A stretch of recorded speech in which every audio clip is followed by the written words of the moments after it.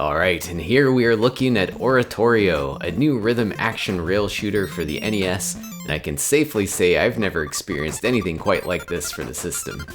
This was made by John Vanderhoof, and recently saw a full release in 2023, and was a winner of the NES Maker Bite Off 3 competition Wombat Award, which is presented to the most surprising, unique, or unexpected game created. Before diving into this review, I will give a quick photosensitivity warning up front here. The game does have some occasional screen flashing and very trippy visual effects. I'll also mention that the developer did gift me a copy of this game, but any opinions here are my own, and I'm not being paid for this review. With that out of the way, let's log in. So we've got a pretty cool story set up here, drenched in post-apocalyptic dystopian cyberpunk goodness. You play as a hacker named Oratorio, intent on infiltrating the servers of a corrupt megacorporation that is hoarding the DNA of extinct flora and fauna into a proprietary digital ark. And you are the last hope for revival of this dying world.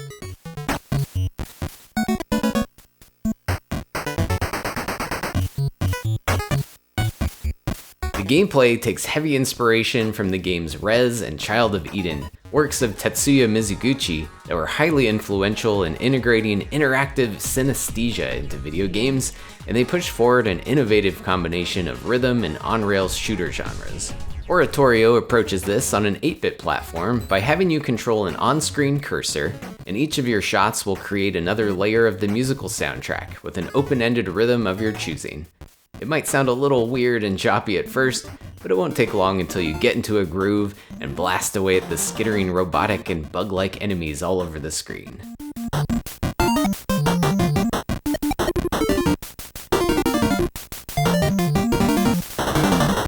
Luckily, there is no punishment for being off rhythm, so don't worry if you're not inclined to keep a steady and consistent beat, as you'll probably just notice that your shooting will stay locked into the tempo of that particular stage, regardless of your button mashing.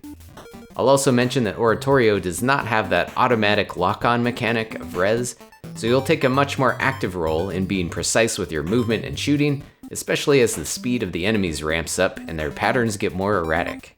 The main game mode features 5 stages with several layers within each, essentially having you blast through all the digital critters and oncoming projectiles in your path without running out of health. You can also accumulate screen-clearing bombs in case you ever get overwhelmed. Each stage also has its own musical framework, which nicely builds up and even changes in tempo as you progress into an eventual crescendo with a boss fight.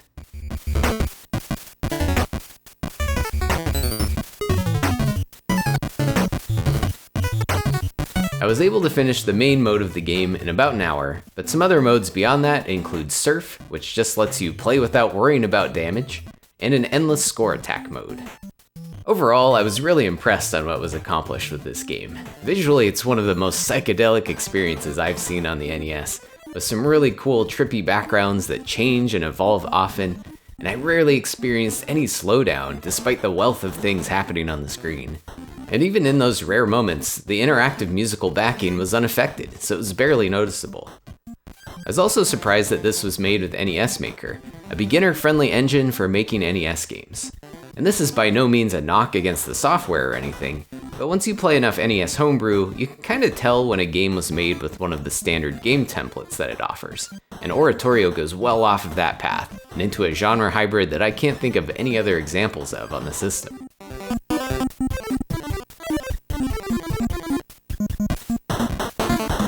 I do have a couple of minor gripes, first of which being that the game felt too easy. In my first playthrough, I got a deathless run and only took damage a few times. Not that every game has to be NES hard or whatever, but once I knew how to prioritize taking out incoming projectiles immediately, there wasn't much tension left. Unfortunately, that lack of challenge carries over into the endless mode as well, which felt a bit more like an endurance test than a test of skill.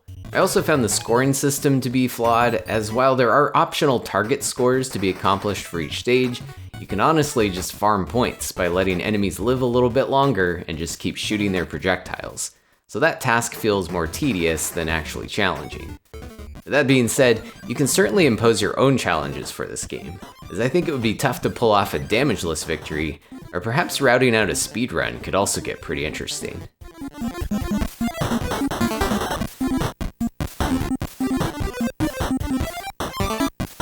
Despite that, I still really recommend checking this game out. It's a pleasure to play and a true 8-bit feast for the eyes and ears. And again, it's a very unique experience on the NES, and really refreshing to see something that encourages such player creativity and experimentation. I'll have a link in the description where you can check out the demo or purchase the game, and make sure to check out the developer's other projects as well, including more NES games and even some interactive fiction taking place in the same universe as Oratorio.